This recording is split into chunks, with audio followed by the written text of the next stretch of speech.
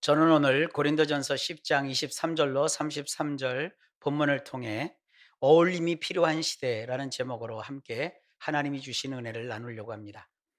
코비드19를 겪으면서 요즘은 세상뿐 아니라 우리 기독교 신앙의 지도층 내부에도 양극화 현상이 두드러지고 있습니다. 이전에는 같은 하나님을 믿노라 하면서 서로 교리를 가지고 정통이니 이단이니 하면서 서로 따졌거든요. 근데 지금은 교리가 같은 교단 안에서도 전염병을 대하는 어떤 자세와 태도를 놓고 서로가 누가 참이고 누가 거짓이냐며 둘로 나뉘어서 좀 좋지 않은 모습들을 보입니다. 이런 갈림에서 정작 여러모로 피해를 보는 것은요, 순전한 신앙으로 신앙을 묵묵히 우리들처럼 우리들의 주어진 삶을 열심히 살고 있는 성도님들입니다. 시대와 문화는 달라도 기독교 신앙이 있는 곳에는요, 언제나 세상을 보는 눈, 이걸 세계관이라고 하거나 혹은 가치관이라고 하잖아요. 근데 이런 세계관과 가치관이요, 충돌하는 것이 있게 마련이에요. 오늘은 2000년 전 성경 시대에 그 온 세상을 이렇게 문화적으로 정신적으로 영향을 끼치고 있던 헬레니즘 문화, 헬레니즘 사상의 중심 지역인 고린도라고 하는 지역, 그곳에 이제 고린도 지역은요, 아테네도 있는 그런 쪽이거든요. 거기에 바울이 개척해서 생긴 그 교회, 고린도 교회 성도들이 이런 세상 속에서 살면서 문화와 사회 속에서 가지고 있는 다른 세상 사람들의 가치관이나 세계관, 그리고 기독교인이 돼서 그리스도인으로서 가지고 있는 신앙적 가치관, 거기에 따른 어떤 신앙적 세계관이 서로 충돌이 일어났어요. 그 충돌된 지점에서 갈등이 생기고 또 그 갈등이 교회 내부에서 사람들을 힘들게 했다고요. 이것을 바울이 해결하기 위해서 고린도 전서를 기록을 했는데, 그 내용 중에 오늘 이 코비드 19 세상을 맞이해서 우리가 겪고 있는 이 현실과 비슷한 점이 있고 적용 가능한 부분이 있기 때문에 본문으로 택했습니다. 그래서 오늘 이 말씀을 통해서 우리가 진지하게 이 세상과 우리 신앙적 가치관이 충돌하는 지점에서 우리는 어떻게 행동해야 되는지, 또 어떻게 생각해야 되는지 살펴보려고 합니다. 당시 고린도 지역에 사는 그리스도인들은요, 이방 신전에서 제사용으로 쓴 고기를 먹어야 되느냐 말아야 되느냐, 이거 가지고 큰 문제가 됐어요. 왜냐하면 보통 그쪽 세상 사람들은요, 그 고기를 아무 때나 먹는 게 아니라 그 신전에서 제사를 드릴 때 짐승을 잡거든요. 이 짐승을 잡아서 잔여물, 고기가 있잖아요. 그래서 고기 먹으려면 그 이방 신전, 그 신전 가까이에서 혹은 신전 안에 가야 고기를 구할 수가 있는 그런 시대였어요. 근데 어떤 생각을 하고 있었냐면, 이건 고기라는 것은 생명이 있는 것이잖아요. 생명을 잡아서 피를 내 가지고 고기를 얻는 거잖아요. 그러니까 굉장히 신성시켰다고요. 그래서 이게 자기들 나름대로의 어떤 이방 잡신들이죠. 잡신들에게 이 제물로 썼던 이 고기에는 어떤 그 신성이 배어 있다는 거예요. 그래서 그들이 어떤 신앙적인 의미가 있는 거예요. 그 고기를 먹음으로써 그 고기 안에 있는 어떤 신령한 기운을 자기가 받는다는 거죠. 근데 이게 세상 사람들은 문제가 없는데 예수 믿는 사람들에게는 이게 문제가 돼요. 왜냐하면 우리는 하나님 외에는 다른 것을 신으로 받아들이질 않잖아요. 그런데 세상 사람들이 생각할 때 그 고기를 먹으면 자기 속에 성령님이 계심에도 불구하고 이방신을 받아들이는 것이 되잖아요, 개념상. 실제로는 그렇지 않지만 우리는 알고 있죠? 근데 이것이 그 당시에는 문제가 됐던 거예요. 이 우리가 뭐 소위 우리나라도 그러잖아. 제사 음식을 먹어야 되느냐 말아야 되느냐, 이거 갖고 많이들 고민하잖아요. 아, 제사는 귀신한테 드린 밥상인데 거기에 귀신이 달라붙어 있어 가지고 제사밥을 먹으면 깨름칙하자, 우리에게 귀신이 달라붙는 거 아니냐, 이렇게 생각할 수 있다는 거예요. 자, 이렇게 고민하는 우리들에게, 또 고린도 지역의 사람들에게 바울이 명백한 하나님의 답을 주는 거예요. 이게 오늘 우리가 살펴봐야 될 내용입니다. 이럴 때 말이죠. 우리가 이런 걸 놓고 옥신각신하고 갈팡질팡하면서 서로 낯을 불킬 이유가 없어요. 이 말을 들으면 이 말이 옳은 것 같고 저쪽 말을 들으면 저쪽이 옳은 것 같고 이러지 않습니까? 심지어 고기 먹는 문제 때문에 믿는 자 사이에도 의견 차이가 고린도 교회에서 생겼어요. 심지어 아예 상대를 원수 취급하며 등을 돌려버리는 일까지도 생기는 거예요. 지금 우리들이 코비드-19 시대를 살면서 겪는 일과도 비슷해요. 거기뿐만 아니라 우리는 이 전염병을 대하는 자세도 믿는 자이지만 각각 다르다고요. 그러니까 여러분들은요, 코비드에 대해서 어떤 다른 분들의 믿는다고 해서 그분들의 의견을 청취할 뭐 이유는 있겠죠. 그러나 거기에 너무 마음 뺏기지 마세요. 우리가 들어야 될 것은요, 제 말도 아니고요, 누구의 의견도 아니에요. 영원하신 하나님께서 주신 이 성경 말씀의 교훈을, 이 성경을 우리는 조금 뭐 무식한 말로 final authority라고 하거든요. 최종 권위라고 하거든요. 문제가 해결되지 않을 때는요, 세상 사람들은 헌법을 보듯이 법률에 호소하듯이 우리는 우리의 삶에 갈등이 생기고 문제가 생기면 하나님의 말씀인 성경으로 들어와야 돼요.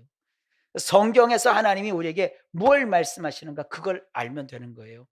그러니까 여러분들은 이런 코비드 시대에도 사람들의 말에 우왕좌왕할 필요가 없어요. 그 말하는 분이 무슨 뭐 대단한 종교 지도자요, 사회적인 무슨 뭐 사상가라 할지라도 그런 인간의 말에 귀를 기울일 필요 없어요. 인간은요, 겉으로 볼 땐 근사해 보여도요, 속을 들여다보면 하나님의 말씀에 의하면 그 속에는 온갖 더러운 것이 가득 차 있다고요. 자기가 멋지게 얘기해도 그렇게 멋진 삶을 인간은 못 살아요. 다 인간은 연약한 존재입니다. 그러니까 사람의 그 연약함에서 나오는 그럴싸한 이론에 왔다 갔다 할 필요가 없어요. 우리는 오직 이 말씀을 읽고 그 말씀하신 하나님의 그 진리를 붙들고 삶을 살아야 합니다. 바울은 가치관의 충동이 생겼을 때 그것을 해결할 수 있는 열쇠로 우리 속에 들어있는 양심이라는 요소를 꺼내듭니다. 오늘 본문에는요, 이 양심이라는 단어가 5번이 나와요. 양심이라는 것은요, 옳고 그른 거, 선하고 악한 것을 구별하는 내면에 가진 능력을 뜻해요. 그러니까 사람마다 옳고 그른 가치가 다르잖아요. 선과 악을 보는 관점이 다르거든요. 그러니까 양심은요, 사람마다 갖고 있지만 다 같지는 않아요. 사람이 갖고 있는 일종의 도덕적 의식을 양심이라고 하는 거예요. 양심은 세상에 나 혼자만 산다면 뭐 사실 양심이 있으나 없으나 전혀 중요하지 않죠. 혼자서는 뭐 뭘 못하겠어요. 그러나 나 말고 내 옆에 단 한 사람이라도 있으면 그때부터는 양심이 필요한 거예요. 부부 사이에도 그러므로 서로 양심이 있어야 되고요. 형제 간에도 양심이 있어야 되고요. 아무리 내 몸에서 나온 자식이라고 해도 부모와 자식 지간에도 서로 양심이 있어야 되는 거예요.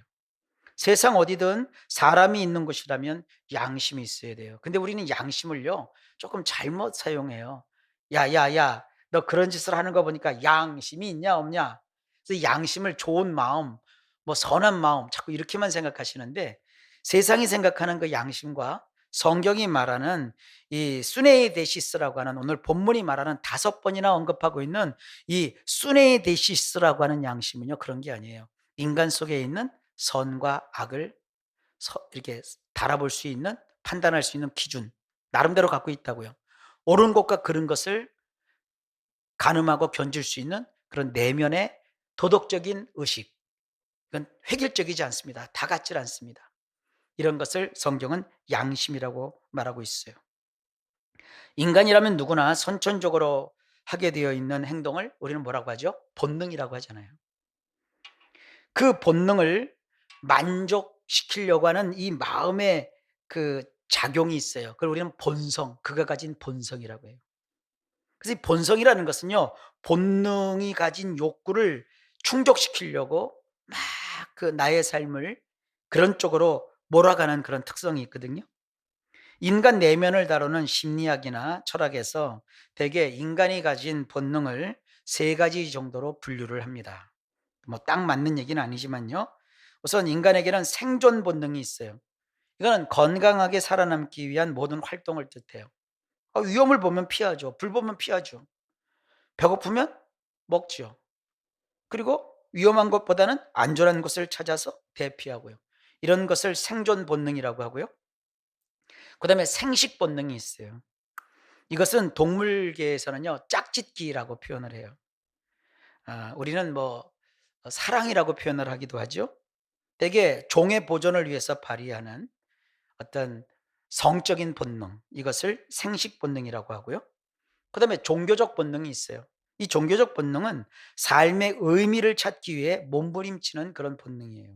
꼭 무슨 종교를 가져야만 종교적 본능이 있는 게 아니라 무신론자도, '나는 종교가 없어.' 하는 이런 무교주의자도 사실은 그 내면에, 무교도 사실은 종교거든요.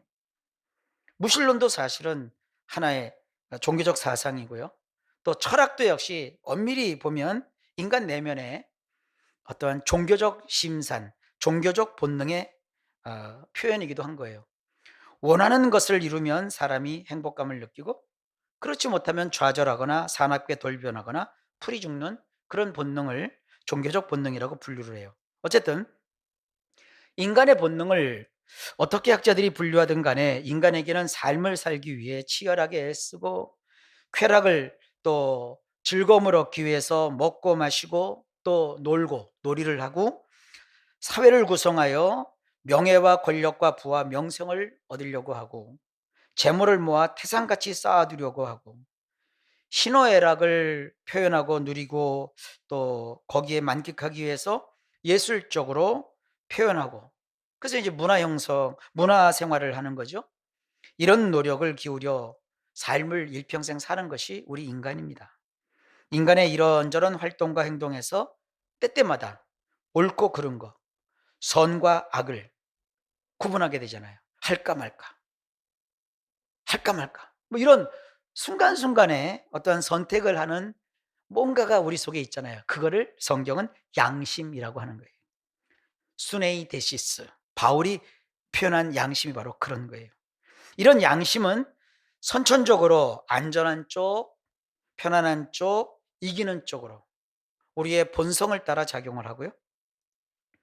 하지만 삶을 살면서 그 독특한 문화, 나름대로의 독특한 문화가 있잖아요. 같은 동양권이라도 중국의 사람들이 겪는 문화, 일본 사람들이 가지고 있는 문화, 또 우리 자랑스러운 한국 사람들이 가지고 있는 우리의 고유한 문화, 이게 서로 무엇이 옳고 무엇이 대단하다 할 것이 아니라 다 차이가 있다고요. 그러면 이런 문화 속에서 삶을 살면서 그 문화 속에서 사람들이 여러 가지를 배우죠. 그걸 학습이라고 하거든요. 혹은 학습 효과라고 하거든요. 그런 학습을 통해서 후천적으로 자기가 속한 사회와 문화에 맞춰서 그 사람의 양심이 이렇게 형성이 돼요. 자, 이런 이론적인 배경을 가지고요, 오늘 본문으로 다시 돌아와서 주님의 말씀을 좀 들여다볼까요? 예수를 믿는다고 이런저런 인간의 본능이 사라지는 거 아닙니다. 인간의 본성이 없어지는 거 아닙니다. 하나님은 인간을 본성 가진 존재로 창조하셨어요. 본능을 만족스럽게 채우려는 인간 내면의 이 본성이 어디로 멀리 달아나지 않습니다. 우리가 비록 예수를 믿어 하나님의 자녀가 되고 새 사람 된 그리스도인이라고 할지라도 본능을 넘어서지는 못해요. 이런 한계를 가진 우리는 인간이라는 점을 절대 잊으면 안 됩니다. 무슨 코비드가 창궐해서 그 바이러스에 접촉하면 다 감염되는데 거기에서 무슨 하나님이 과학적으로 우리를 지켜준다? 이런 헛소리를. 아휴, 어쨌든 그래서 이 땅에 사는 동안 우리에게는 나에게도 있고 너에게도 있는 양심이라는 것으로 각각의 본성을 때로는 억제하여 누르고, 때로는 좋은 본성을 드러나게 하여 주변 사람과 더불어 함께 어울려 사는 것이 필요합니다. 여러분, 세상은요, 나 혼자만 사는 거 아닙니다. 그리고 세상은요, 우리 예수 믿는 사람들만 사는 것이 아닙니다. 세상에는 하나님을 믿지 않는 사람이 우리보다 사실 수적으로 훨씬 더 많습니다. 사람마다 옳고 그른 거, 선과 악의 기준이 다 달리 있어요. 그렇지만 그 사회와 문화와 세대에서 모든 사람이 인정하는 공통의 양심이라는 것이 있어요. 공통의 양심. 그게 23절입니다. 모든 것이 가하나 모든 것이 유익한 것은 아니요 모든 것이 가하나 모든 것이 덕을 세우는 것은 아니니. 여기서요, 이 가하다라는 단어는요, 무슨 뭐 할 수 있다, 그는 할 수 있다 할 때 쓰는 그런 가가 아니에요. 여기서 이 가하다는 말은요, 법이 보장한 합법적인 권리나 권한, 그리고 내가 할 수 있는 나에게 허용된 어떤 행동의 범위, 이런 걸 뜻하는 단어예요. 그러니까 모든 것이 가하다는 것은요, 막 살아도 된다는 뜻이 아니에요. 그 사회나 문화나 도덕 수준에서 허용하는 그 범주 안에서 내가 할 수 있는 행동을 뜻하는 거예요. 그런 합법적으로 허용된 행동이더라도 모든 것이 덕을 세우는 것은 아니라고 성경이 말합니다. 그리고 우리 성경에 보면 그 다음에 유익이라는 단어가 나오잖아요. 이 유익은요, 숨페로라고 하는데, 이것은요, 여러 개를 차곡차곡 이렇게 잘 조화 있게 쌓아 올린 것, 그리고 서로가 어울리는 것, 이 사람과 저 사람이 어울리니까 서로에게 도움이 되는 것, 그런 것을 이 유익이라는 단어로 우리 성경은 표현한 것뿐이에요. 그러니까 세상은 나 혼자 독야청청하리라, 고고하게 나만 잘하면 되는 그런 것이 아니라는 것이에요. 남들 시선은 아랑곳하지 않고 나 편한 대로, 나 좋은 대로, 나 기분과 내 감정과 나만 위해 사는 것이 아니라는 거예요. 우리 예수 믿는 사람끼리 끼리끼리 그런 게 아니라는 거예요. 다양한 악기로 같은 곡을 멋지고 훌륭하게 연주해내는 오케스트라, 소프라노, 알토, 테너어, 베이스가 각각 다른 음색으로 노래하지만 그들이 한 곡을 같이 노래할 때 화음으로 잘 어울려서 아름다운 소리를 내는 합창, 이런 것을 의미하는 이 조화가 된 어울림을 이 숨페로, 유익이라고 하는 거예요. 그렇게 되면 어떤 일이 벌어져요? 덕이 세워져요. 지금 우리 세상은요, 뭐 혼자서도 잘해요, 뭐 그 정도 수준이 아니라 나 혼자만 잘해요, 나만 잘 되면 돼요, 이런 세상이 되고 있어요. 교육도, 정치도, 종교도 자꾸 자기 소리, 자기 이익만 자꾸 주장해요. 이래 갖고는 덕이 세워지지 않습니다. 자, 그래서 이 덕을 세운다는 말도요, 이것은 건축하다, 건물을 짓다, 이런 뜻이거든요. 이스라엘은요, 산악이 많은 지형입니다. 산에 나무가 없는 곳에서는요, 해마다 우기가 되면 큰 물이 범람하여 이 그림처럼 이렇게 막 흘러요. 그 거센 물살에 바위가 부서져 내려 모래처럼 수북하게 쌓입니다. 고대 성경 유대인들은 그러므로 집을 지을 때 우리처럼 물렁거리는 땅을 파서 기초를 다진 다음 그 위에 건물을 올리는 방식이 아니라 아주 단단하고 딱딱한 바위 속을 할 수만 있거든 깊이 파서 그 바위 그 반석 위에 튼튼하게 주추를 놓고, 이 주추가 기초거든요. 그리고 그 위에 집을 지어 올리는 방식으로 건축을 했습니다. 그러니까 우리와 이 기초 공사하는 법이 달라요. 예수님도 이러한 그들의 건축 방식에 대해서 이런 비유를 말씀하셨어요. 그러므로 누구든지 나의 이 말을 듣고 행하는 자는 그 집을 반석 위에 지은 지혜로운 사람 같으리니 비가 내리고 창수가 나고 바람이 불어 그 집에 부딪히되 무너지지 아니하나니 이는 주추를 반석 위에 놓은 까닭이요 나의 이 말을 듣고 행하지 아니하는 자는 그 집을 모래 위에 지은 어리석은 사람 같으리니 비가 내리고 창수가 나고 바람이 불어 그 집에 부딪힘에 그 무너짐이 심하니라. 여기서 모래가 있는 지역은요, 늘 홍수가 나면 물이 범람하는 곳이에요. 그러니까 물이 범람하는 곳에 모래가 있는 거예요. 모래가 있다는 것은 거기는 홍수 지역이라는 거예요. 그런 곳에 튼튼한 주추도 없이 집을 짓는다면 어떻게 되겠습니까? 비가 내리고 창수, 곧 홍수가 나고 바람이 불어 그 집에 부딪히면 집이 산산조각 나지 않겠습니까?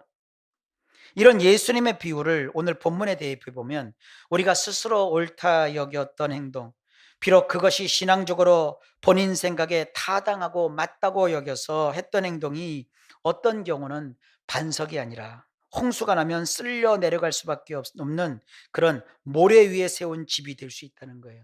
그러니까 집을 얼마나 잘 짓느냐가 문제가 아니라 어디에다가 집을 세우느냐가 문제예요. 우리는 자꾸 어떻게 아름답고 멋지게 집을 지어 올리느냐 그걸 생각하잖아요. 근데 주님의 관심은 그게 아니에요. 아름다운 집이 됐던 허름한 집이 되었던 소박한 집이 되었던 집을 어디에다 짓느냐가 문제인 거예요. 모래 위에다가 아무리 훌륭하고 멋지게 집을 지으면 뭐래요? 1년에 몇 차례씩 비만 오면 다 휩쓸려 가는 곳에 집을 지으면 그 멋지고 훌륭하게 지은 집은 그렇게 지을수록 더 소원한 거죠. 좀 소박하고 뭐라고 할까요? 조금 초라해 보여도 반석 위에 세운 집은요, 비가 오고 바람이 불어 홍수가 나고 어떤 천재 지변이 일어나도 안전한 거예요. 그래서 모든 것이 가하나 모든 것이 덕을 세우는 것은 아니다. 그러므로 이것은 이런 뜻이에요. 지금 하고 있는 행동이 물론 합법적이다. 법에 어긋나지 않는다. 맞는 얘기다. 맞는 일이다. 그런데 지금 상황이 바뀌었잖아요. 홍수가 일어났다. 그럴 때는 아무리 내가 열심히 땀 흘려 수고하고 애쓰고 힘써서 멋지게 건물을 졌어도 만약에 그 건물이 모래 위에 세운 건물이라면 그 홍수에 휩쓸려 떠내려가는 거예요. 그러니까 잘 지은 건물이라고 해서 합법적인 건물이라고 해서 제대로 지은 건물이라고 해서 법적으로 하자가 없는 건물이라고 해서 그것이 온전하게 서 있을 수는 없다는 거예요. 거기가 만약에 모래 위에 세운 집이라면 기초가 부실한 모래 위에 세운 집이라면 아무리 튼튼히 졌다고 해도 결국은 휩쓸려 물에 떠내려가고 마는 것이에요. 그렇다는 얘기예요. 자, 지금 코비드19라는 홍수가 났잖아요. 온 세상이 너나 할 것 없이 믿는 자든 안 믿는 자든 피해를 호소하고 힘들다고 하고 아프다고 얘기하고 있는데, 물론 이 마당에 예배, 그 예배가 뭐 잘못된 거 아니죠. 교회에 모여서 평상시 같으면 예수 믿는 사람들이 예배 드리는 거 그건 당연한 거고 그건 법적으로도 보장이 되는 거고, 뭐 우리 대한민국도 무법한 나라가 아니라 종교의 자유가 보장된 헌법을 가진 나라이잖아요. 뭐 그런 것은 의심할 나위도 없죠. 그런데 지금 우리가 한번 돌아봐야 됩니다. 창수가 났는데 우리만 잘 믿겠다고, 내 신앙만 중요하다고, 우리가 모여야 한다고, 우리가 어떻게든 저는 하나님 앞에 그래도 주님 앞에 예배를 드리는 걸 포기할 수 없다고. 사실은요, 제가 가로 열고 이건 참 고지식하고 고지식한 게 아니라 그릇된 사상이다. 가로 닫고. 잘못된 신앙이에요. 잘못된 신학에 터잡고 있는 거예요. 성경은 그렇게 말하고 있지 않아요. 전염병이 돌 때 어떻게 해야 되는지 구약 율법을 제가 누누이 얘기했죠. 윗입술 가리고 뭐 어떻게 하고 더 이상 얘기하지 않을게요. 그건 다 알고 있으니까요. 세상이 알아서 그건 계속 우리에게 얘기하고 있잖아요. 이때 우리가 살펴봐야 될 것은 모일 수 있느냐, 모일 수 없냐 그게 아니라 지금 교회들이 기독교가 홍수에 막 떠내려가는 게 보이잖아요. 이 창고라는 전염병의 중심에 창궐케 하는 원인이 지금 교회잖아요. 더는 더 깊게 얘기하지 않을게요. 여러분 다 잘 알고 계시니까요. 지금 교회가 이래서는 안 됩니다. 이건 바른 모습이 아닙니다. 모든 것이 가해요. 교회가 모이는 것이 불법은 아니에요. 하지만 지금은 안 돼요. 모든 것이 다 덕을 세우는 것은 아닙니다. 우리 교회는요, 좀 더디고 힘들고 어렵더라도 반석 위에 주초를 단단히 세우고 그 위에 집을 짓는 교회, 그런 교회 되길 바랍니다. 지금은 어설픈 신앙의 행세를 하기보다는 이 대홍수가 끝나고 새로운 날이 오기를 잠잠히 기다리는 것이 맞습니다. 지금 우리가 생각해야 될 것은 나의 신앙과 우리의 모든 삶이 반석이신 예수님 위에 서 있느냐. 그것이 중요한 거예요. 반석이신 예수님이 지금 어디 계실까요? 예수님은 말씀이라고 했잖아요. 여러분, 이 말씀이 반석 아닙니까? 이 반석이신 예수님, 이 반석이신 예수님 그 위에 내가 서 있는가? 이걸 봐야 돼요. 되게 사람들은요, 반석이신 말씀에서 나오는 교훈으로 내가 이끌림을 받는 게 아니라 내가 이 성경을 이끌어요. 내 식으로 성경을 보고 내가 필요한 내용만 거기서 끄집어내 가지고 내가 그것만 주장하고 그것만 믿고 그것대로 살으려고 해요. 여러분, 그것은 말씀대로 사는 게 아니에요. 말씀이 나를 이끌어 가야지 내가 말씀을 끌어가면 안 돼요. 아무리 같은 말씀이라도. 여러분, 사실 이 성경책이 뭐 대단한 거 아닙니다. 이 성경에 기록된 내용들은요, 논쟁의 어떤 토론장에 올리면 뭐 찢고 뭐 볶고 해도 논쟁거리만 일으키는 정말 오래된 옛날 책에 지나지 않아요. 이 성경이 정말 소중한 것은 이러한 옛사람들의 언어로 살아계신 하나님께서 우리에게 우리의 구원을 위해서 꼭 필요한 말씀을 거기에다가 다 담으셔 가지고 우리에게 주신 거예요. 그러니까 성경을 볼 때는 액면 그대로 보면 안 되고 우리가 지금 매주 하는 것처럼 원래 왜 이 단어를 쓰셨을까? 왜 이 대목에서 이런 표현을 쓰셨을까? 그래서 그 껍질을 옛날 고대 시대의 그 시대의 문화와 그 시대의 껍질을 하나씩 하나씩 벗겨야 돼요. 그게 설교자인 목사가 해야 될 일이고요. 이 목사를 위해서 여러분들이 기도해 주시고 투자해 주시고 시간을 주시는 거 아니겠어요? 목사는 이 일을 해야 되는 거예요. 그래야 이 성경의 이 많은 내용 중에 주옥 같은 하나님의 뜻을 우리가 찾아서 그것대로 우리가 순종하는 거예요. 자, 다음 구절 봅니다. 24절입니다. 누구든지 자기의 유익을 구하지 말고 남의 유익을 구하라. 예, 원문에서 사실은 이 유익이라는 단어가 없어요. 우리 성경엔 유익이라는 말이 그냥 본문에 두 단어가 이렇게 나오는데 이 두 단어 다 원문에는 없어요. 이 본절에는요. 우리 성경은 앞 구절에 있는 이 유익이라는 단어를 끌어다가 문맥을 부드럽게 하려고 그냥 번역상 집어넣은 것뿐이에요. 근데 이것을 원문을 잘 모르시는 분들은 발견해내기가 어렵죠. 여기서 이것은요, 잘못 이해하면 나의 이익을 포기하고 남의 이익을 구하며 살라는, 그래서 무슨 내가 천사같이 되어서 천사처럼 살라 이런 얘기 아닙니다. 오지랖 넓은 삶을 살라, 오지랖 피우며 살라 이런 뜻 아니에요. 정작 이 구절에서 중요한 단어는요, 우리 성경에는 구하라고 번역한 이 단어입니다. 이것을 원문대로 번역하면 이럽니다. 누구든지 자기 자신을 제태오하지 말라. 대신에 다른 개개인을 가로 열고 그렇게 가로 닫고 하라. 이 제테오라고 번역을 제가 하지 않았는데 이 단어는요, 왜 번역을 제가 안 했냐면 딱히 우리말로 똑 떨어지게 번역할 단어가 없어요. 그래서 그 의미를 제가 설명을 좀 해드리려고 해요. 이 제테오라는 단어는요, 우선 뭔가 알아내려고 찾아내려고 힘쓰고 애쓰며 노력하는 거. 되게 연구실에서 연구하는 학자들이나 박사님들이 이렇게 하시죠. 그 다음에 성경에서는 잃어버린 것을 찾아 샅샅이 뒤지면서 이렇게 막 탐색하는 그런 행동, 물건을 찾는 행동, 이게 제테오고요. 그 다음에 누군가를 만나야 하는데 근데 만나야 될 사람이 어디에 있는지도 모르고 심지어 만나야 될 그 사람의 얼굴조차 몰라요. 그런데도 그 사람을 찾아야 돼요. 그래갖고 물어서 그 사람을 찾는 그런 행동을 제테오라고 해요. 그리고 혹은 다가올 미래를 위해서 이것이 잘 될지 저것이 잘 될지 모르는 그런 불투명한 불확실한 상황에서 그래도 진지하게 힘과 정성과 노력을 다 하는 이런 노력하는 행동, 이런 것을 제테오라고 해요.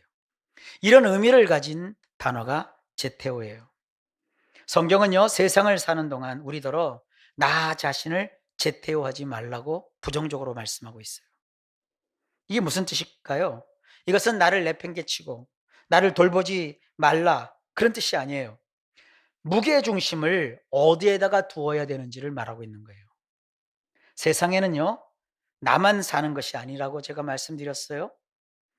나 말고 다른 사람, 그것도 성경의 표현대로 하자면 제테오하지 말라는 뜻이 아니라 제테오를 하기는 하되 나 말고 다른 사람, 다른 그 개개인, 주변에 있는 한 사람 한 사람을 나보다 앞서서 조금 더 배려하고 또 조금 더 아끼는 마음을 가지고 제테오하라 이런 뜻이에요.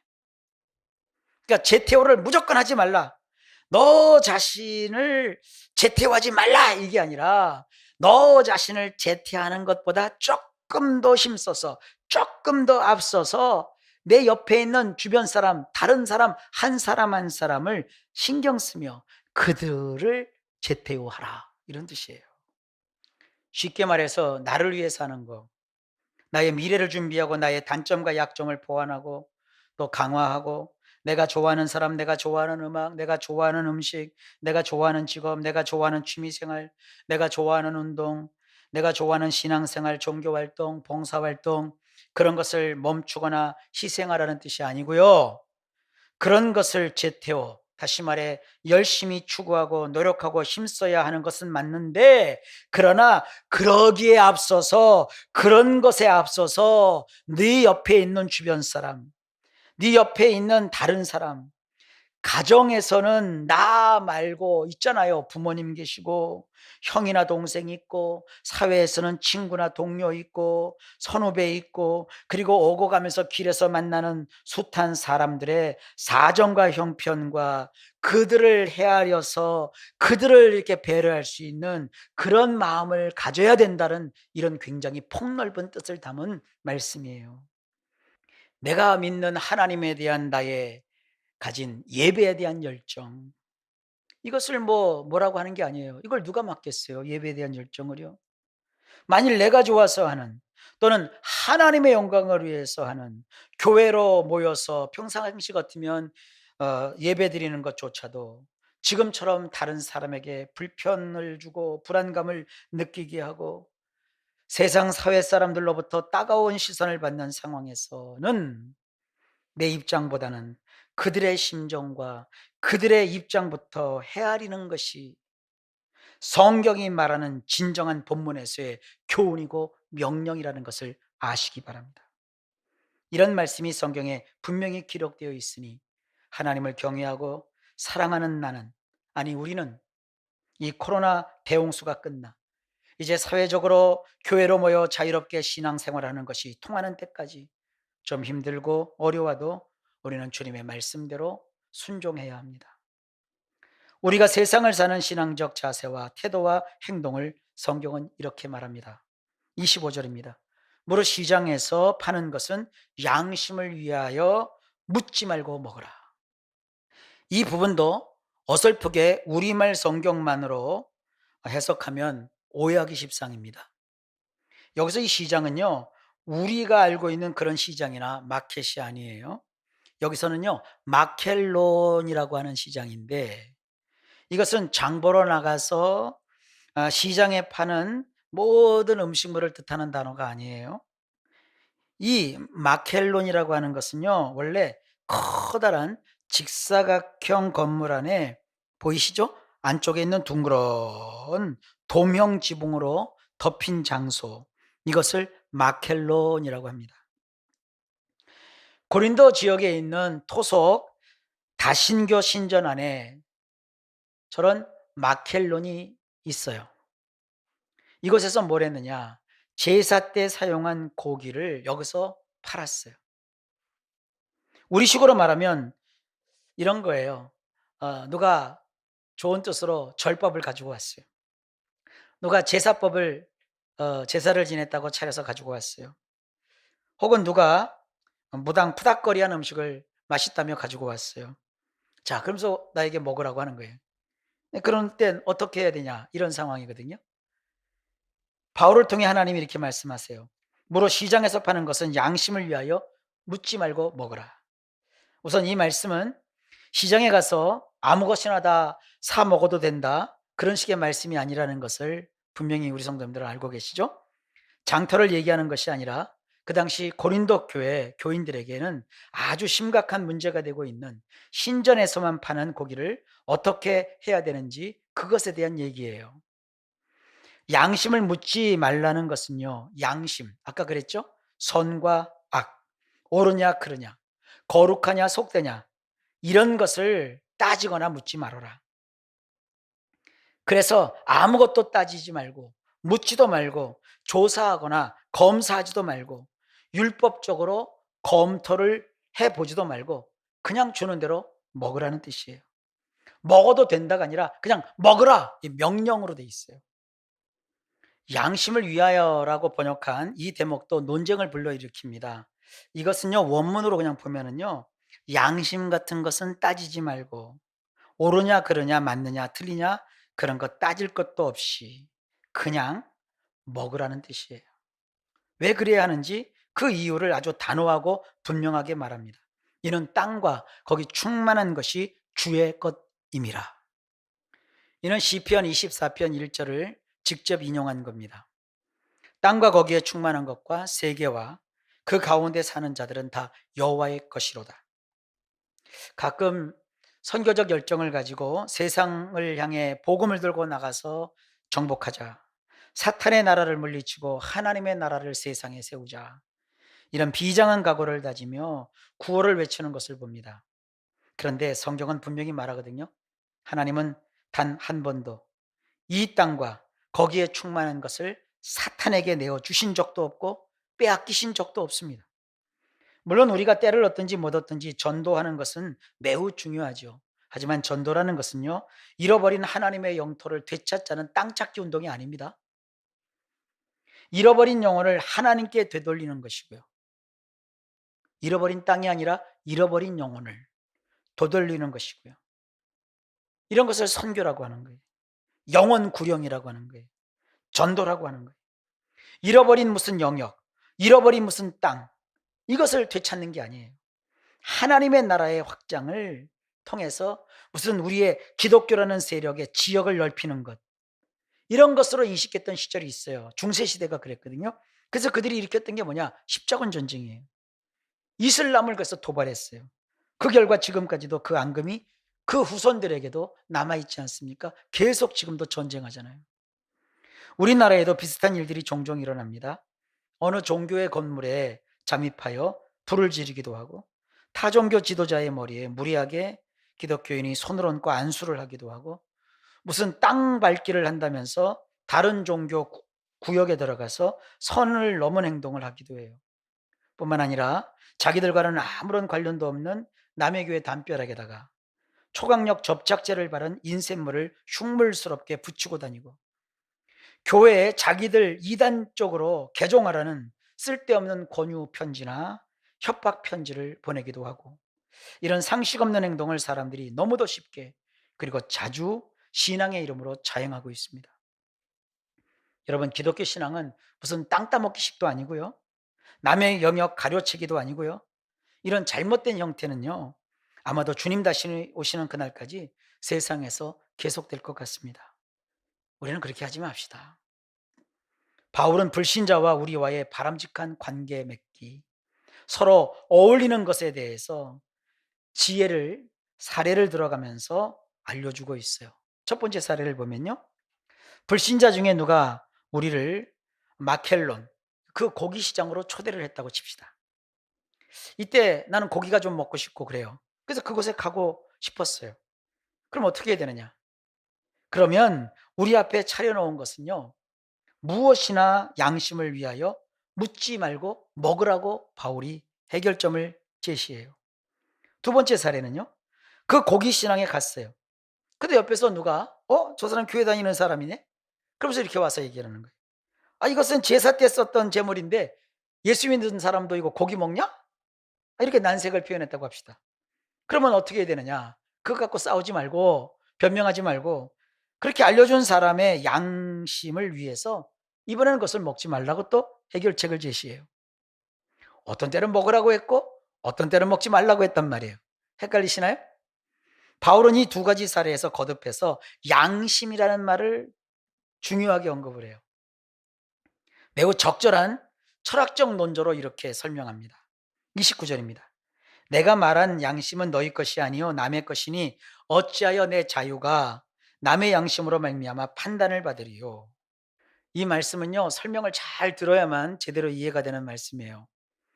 바울은 두 가지 사례에서 계속 양심을 얘기했는데 이 양심은 우리의 양심이 아니라 상대방의 양심이라고 분명하게 선을 그어 알려줍니다. 그러니까 신앙을 가진 나의 양심, 나의 판단 기준, 내가 생각할 때 선하고 악한 거, 내가 봤을 때 옳고 그른 것, 그런 것에 따라서 행동하는 것이 아니라 나를 마켈론, 그 고기 시장에 초대한 사람의 양심. 내가 거기 갔는데 나에게 지금 그 고기는 제사 때 썼던 고기라고 알려준 사람의 양심을 지금 얘기하고 있는 거예요. 그러니까 우리의 행동의 기준은 나의 입장이 아니라 상대방의 입장을 더 우선해야 된다는 거예요. 그것으로 끝이 아니에요. 왜 그래야 되는지 이유가 더 중요해요. 그게 뭐냐? 나의 자유를 지키기 위해서 그래야 된다는 거예요. 내가 먹고 싶어서 먹고 먹기 싫어서 안 먹고 그런 게 아니에요. 상대방이 먹으라고 해서 먹고 먹지 말라고 해서 안 먹고 그런 게 아니에요. 이것은 나의 자유를 지키기 위해서라는 거예요. 나를 포기하거나 나를 망치거나 먹고 싶었던 것을 먹지 못하며 내가 손해를 보면서 상대방의 비유나 맞추라, 그런 뜻이 결코 절대로 아닙니다. 바울이 언급한 두 사례에서 정말로 중요한 것은 고기를 먹느냐 마느냐가 아닙니다. 제사에 제물로 썼던 그것이 고기냐 아니냐 이런 것도 아니에요. 그리고 그 고기를 믿는 자로서 먹어야 되느냐 말아야 되느냐도 아니에요. 그리고 줏대 없이 상대방의 비유나 맞추라는 뜻도 아니에요. 그런 모든 것에서 가장 중요한 것은 내가 가진 자유. 이 자유가 어떤 자유입니까? 그냥 부모로부터 물려받은 자연적인 자유가 아니라 이것은 특별한 자유예요. 예수님을 믿어 죄에서 벗어났고 사탄에게 풀렸고 율법의 저주에서 해방되어 얻은 하나님이신 예수 그리스도의 십자가 보혈의 공로로 말미암아 주께서, 성부 하나님께서 나에게 선물로 주신 그 놀랍고 세상 그 어떤 것보다도 비교할 수 없는 가치 있는 그 자유, 그 자유예요. 우리는 그 자유를 누구에게도 빼앗길 수도 없고 빼앗겨서도 안 되고 결코 잃어버리거나 놓쳐서도 안 됩니다. 얼마나 자유합니까? 우리는 얼마나 자유합니까? 사실 고기는 고기예요. 그것이 우상 앞에 바쳤던 고기든 아니든 그냥 고기는 고기일 뿐이에요. 우상에게 바쳤든 안 바쳤든 우리에겐 그것이 중요하지 않아요. 안 믿는 사람은, 혹 믿더라도 하나님의 말씀의 진리를 올바르게 이해하지 못하는 사람은 우상에게 바쳤던 고기에는 귀신이 달라붙어 있었다라고 생각하는, 그것은요 속 좁은 생각입니다. 그깟 고기 먹는 일로 그 사람들이, 상대방이 나에 대하여 이렇다 저렇다 판단하고 이래라 저래라 간섭하여 주님이 나에게 주신 이 소중한 나의 자유가 침해되는 일이 없도록 해야 된다는 것이 바울이 전하는 메시지의 핵심이에요. 그래서 바울이 이렇게 말한 거예요. 어찌하여 내 자유가 남의 양심으로 말미암아 판단을 받으리요? 우리는 고기든 나물이든 어떤 음식을 먹든 그 먹거리는 하나님이 나에게 주신 축복이고 선물이고 소중한 양식이라고 여기지 않습니까? 그래서 식사 때마다 우리는 감사 기도를 드리는 거예요. 바울도 마찬가지예요. 그는 이렇게 말합니다. 만일 내가 감사함으로 참여하면 어찌하여 내가 감사하는 것에 대하여 비방을 받으리요? 이게 무슨 뜻입니까? 내가 초대를 받아 지금 감사함으로 음식을 먹고 있는데 왜 내가 감사히 여기면서 먹고 있는 이 음식 때문에 다른 사람의 비난을 받아야 합니까? 이런 뜻이거든요. 그렇지 않습니까? 우리가 하나님을 예배하는 일은 얼마나 소중합니까? 우리가 식사 때마다 감사 기도를 하고 또 감사 기도하면서 그 먹는 그 음식 얼마나 귀중합니까? 우리가 하나님의 말씀을 따라 그 말씀의 그 교훈대로 삶의 표준으로 삼고 어떻게든지 그 말씀을 지켜보려고 애쓰고 힘쓰며 그 말씀을 생명처럼 사수하는 일은 얼마나 축복된 삶입니까? 그런데 이런 무엇과도 바꿀 수 없는 예배하고 감사 생활을 하고 말씀에 순종하는 삶을, 아니 내가 무엇이 아쉬워서 그깟 먹는 음식의 종류, 그 난리통에 교회를 가야 하느냐 말아야 되느냐 이런 그 쓸데없는 논쟁, 뭐 사람들이 흔히 말하면서 쉽게 말하죠. 아이 믿어도 소용없네, 하나님이 계시다면 왜 안 지켜줘, 뭐 이런 거, 이런 소리에 비난을 받아야 합니까? 나는 자유를 가진 진정한 자유인입니다. 세상 사람들이 갖지 못한 정말 영적인 놀라운 이 축복된 자유를 가진 진정한 자유인입니다. 하나님이 예수님 안에서 나를 구원하셔서 이 놀랍고 진정한 자유를 주셨습니다. 아무도 이 자유를 나에게서 빼앗을 수 없습니다. 상황이 이래서 교회로 못 모인다고 하나님이 나를 탓하시지 않습니다. 다른 사람이 기독교 신앙을 빙자하여 사회에 무리를 일으키는 일을 했다고 해서 그것 때문에 내가 힘들어야 할 이유가 없어요. 나는 나만의 감사가 있어요. 나는 나의 신앙을 이런 상황에서 잘 지키면 그냥 되는 거예요. 우선 나는 자유인이다. 이런 담대한 마음의 믿음과 선언을 꼭 하시기를 바랍니다. 그런 다음 아주 중요한 원칙이 있습니다. 31절입니다. 그런즉 너희가 먹든지 마시든지 무엇을 하든지 다 하나님의 영광을 위해서 하라. 하나님의 영광에 대해서는 따로 시간을 내어 자세히 살펴봐야 됩니다. 쉽게 말해서 하나님의 영광은 그런데 이렇게 표현할 수 있어요. 하나님 앞에서 이쁜 짓 하라는 거예요. 귀여운 우리의 아기들이 뭐 완벽한 인간이라서 이쁜 건가요? 아니죠. 나를 닮아서 이쁘고 하는 짓이 나 어렸을 때 했던 모습과 너무나도 비슷하고 그래서 귀엽고 오히려 말을 배우느라 어설프게 쭈쭈 찌찌 빠빠하는 것이 너무나도 사랑스럽고 그래서 이쁜 거 아니겠어요? 하나님도 마찬가지입니다. 우리가 완벽한 성자라서 대단히 훌륭한 인격을 갖춘 도덕군자라서 신앙적 인물이라서 이쁜 것이 아니에요. 내가 여기 있다는 사실 하나만으로도 우리의 말, 우리의 몸짓, 우리의 표정 하나하나에 하나님은 다 기뻐하시는 거예요. 그저 우리는 무엇을 먹든 무엇을 마시든 또한 무엇을 하든 늘 마음에 이 일이 하나님 앞에서 이쁜 짓인가? 이렇게 생각하면 된다는 거예요. 오늘 바울은 우상에게 바쳤던 고기를 먹는 일에 대해서 무엇이 하나님 앞에서 이쁜 짓인지 알려주고 있는 겁니다. 나의 양심보다 상대방의 양심을 더 우선해서 생각하는 것. 나의 입장보다 상대방의 입장을 더 고려하는 것을 하나님이 이쁘게 보신다는 거예요. 왜 그렇게 나의 양심보다 상대방의 양심을 먼저 배려해야 됩니까? 그것은 우리가 약자이거나 바보라서가 아니에요. 나를 버리고 나를 희생하기 위해서도 아니에요.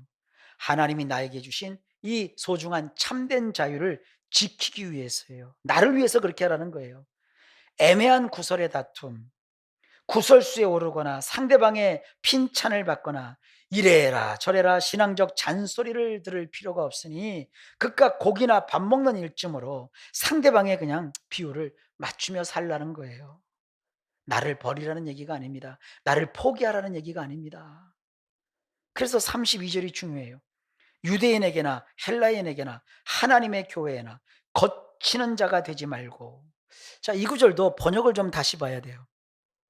우리 성경에는요, 유대인에게나 헬라인에게나 하나님의 교회에나 거치는 자가 되지 말라 이렇게 했는데요. 이 거치는 자가 되지 말고라는 단어는요, 사실은 한 단어예요. 아프로스코포스라는 단어인데요.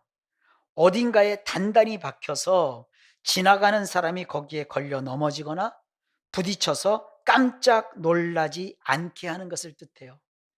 그러니까 풀어서 말하면 나만 옳고 나만 바르고 내가 정성이고 내가 표준이라서 사람들이 수시로 드나드는 길목에 박힌 돌뿌리처럼 딱 버티고 있어서 나를 만나는 사람마다 다 걸려 넘어뜨리는 거예요. 사람을 막 실족시키는 거예요. 이것도 아니고 저것도 아니고 이것도 안 되고 저것도 안 되고 막 나를 맞춰라 막 이러는 거 있잖아요. 그렇게 하지 않는 것을 앞으로 스코퍼스 거치는 자가 되지 말고라는 단어예요. 우리는 내가 조금 안다 싶으면 간섭하죠. 참견하죠. 훈수두시오. 지적하죠. 남을 비난하기 쉽죠. 그러지 말라는 것입니다. 그런 습관이나 버릇이 있다면 그것을 고치라는 거예요. 왜 고쳐야 됩니까? 33절입니다. 나와 같이 모든 일에 모든 사람을 기쁘게 하여 자신의 유익을 구하지 아니하고 많은 사람의 유익을 구하여 그들로 구원을 받게 하라. 우리가 박혀 있는 돌뿌리처럼 되지 않으면 나타나는 결과는 결국 나의 주변 사람들이 구원받는 일이 생긴다는 거예요. 이 구원받는다는 것도요, 쉽게 얘기하면 살만 나는 인생을 살게 된다는 거예요. 한평생 세상을 살아가는데 좀 살만 나게 살아야 되지 않겠어요? 여기서 유익이라는 단어도요, 아까 살폈던 유익이라는 단어입니다. 똑같아요. 이는 어울림이라는 뜻을 가진 숨페로라는 단어거든요. 내가 나하고만 어울리면 안 되잖아요. 남과도 서로 어울려야 되잖아요. 함께 히덕거려라 뭐 그런 것까지는 아니에요. 상대방의 기분을 맞춰 주라는 거예요. 상대방의 입장을 헤아려 주라는 거예요. 상대방의 마음에 들도록 자유를 얻은 내가 상대방에게 먼저 손을 내밀어 주고 화해를 청하고 상대방의 편이 되어 주라는 거예요. 그러니까 자유를 모르는 사람은 자꾸 상대방을 괴롭혀요. 그렇게 하지 말라라는 거예요. 제가 이번 주에 우리 성도님들 숙제 한 가지씩 좀 내 드릴게요. 코로나 때문에 멀리는 못 가실 테고요. 남편은 아내의 소원을 좀 들어 주십시오. 부모는 자식을 어리다고 내려보지 말고 대신에 자식의 마음에 들도록 좀 애쓰십시오. 이번 주간에는 서로의 방향을 바꿔서 입장을 바꿔서 상대방의 마음을 헤아리는 기회를 가지십시오. 이렇게는 제발 하지 마셔야 됩니다. 흔히 부모가 혹은 부부 사이에 크게 실수하는 부분이 있어요. 마음은 다 선하고 좋거든요. 좋은 말도 해 주고 싶고 또 해 주고 칭찬도 하는데 꼭 이렇게 토를 붙여요. "너는 다 좋은데 다 칭찬받아 마땅한데 요것 하나만 좀 고쳐. 요것 하나." 요거 얘기하지 마세요. 절대 이번 한 주간 동안에는 요것 하나도 충고하지 말고 지적도 하지 말고 그냥 상대방의 입장에서 상대방의 양심을 위해서 내가 좀 손해 보고 내가 좀 화를 참고 내가 좀 미치는 것 같아도 서로에게 한두 가지씩 뭔가를 좀 잘 해 주시기 바랍니다. 숙제입니다. 나의 모습에서 걸림돌인가 아닌가 그것을 좀 되돌아보고 그것을 치우는 한 주간이 되시기를 바랍니다. 그러면 구원이 임해요. 살만 나는 인생이 된다는 거예요. 어렵고 힘든 시대를 우리가 살고 있습니다. 그러나 말씀을 따라서 바른 양심을 가지고 또 하나님께 영광 돌리는 이런 축복된 우리 성도님들 꼭 되시기를 예수님의 이름으로 축원합니다. 기도합니다. 하나님 감사합니다. 우리 모든 성도님들 오늘 말씀 따라 서로가 어울리며 화목하고 행복하게 지내게 하옵소서. 예수님 이름으로 기도하옵나이다. 아멘.